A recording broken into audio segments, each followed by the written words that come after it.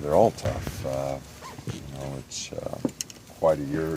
One of the reasons it's tough is because you got the flight in between. You go to LA, you got 2 games. You go to the Bay Area, you got 2 games.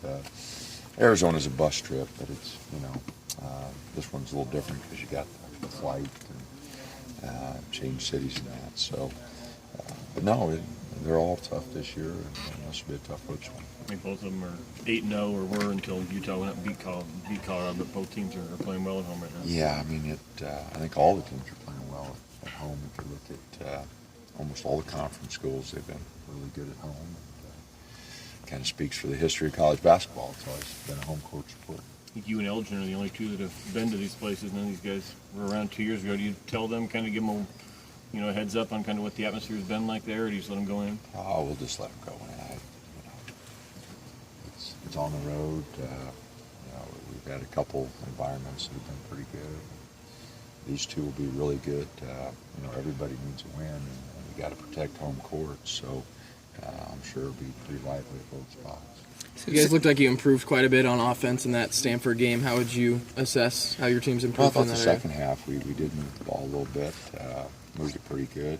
First half our ball movement wasn't good, but second half it was. And rebounding was a big part of that. We got a lot of second chance points in both halves. So our activity was pretty good. Our board play was pretty good, and that's really going to be important on this road swing. Both Utah and Colorado, just like Cal, are 3 of the better rebounding teams in the league. Utah seems to always have good post players, and this year Leverage and Podol. How much importance does that put on Bell and Boucher to be productive, but also to stay out of foul trouble? Well, they're big, and they're talented. So we'll have to play well inside, and they're deep inside.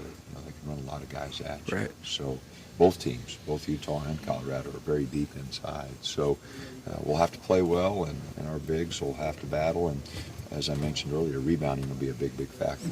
You see Brooks on Humphrey the other day. Is Brooks just got some skill set that he can help you against bigger guys? Well, he's done a good job in the past. He's pretty physical, and his feet are pretty good. So he guards them a little different than the other guys we have. So it is always an option. To rotate guys around, play a little smaller is always an option. You guys haven't really been that dominating on the board so far this season, but against Cal and Stanford, you were. How happy are you with the response that this team came, specifically off the boards? Well, we need to do a better job there. I think that's an area that the guys can use their athleticism. Although we're not a big team, we are fairly athletic, and we need to do a better job there of using that athleticism on the boards. You talked about how pretty much every team in this conference has wins at home, and it seems like this year you really do have to get the wins at home because of how balanced this conference is. That getting a win on the road is going to be a really tough thing. How tough do you think it is going to be to pick up 2 wins on the road? Well, it's the history right now, or the 2-3 weeks that we've been in the league. The road teams have really struggled. So anybody that gets a road win, it's a big deal. And Utah going to Colorado and getting one is a big deal. So again, I think you're going to have to go awfully well.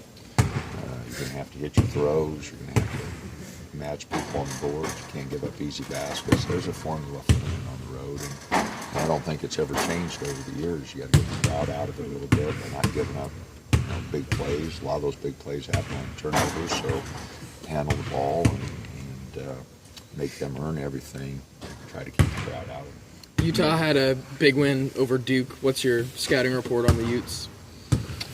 Well, they're a good team. They miss Wright a little bit like we miss Joe. Again, they're deep.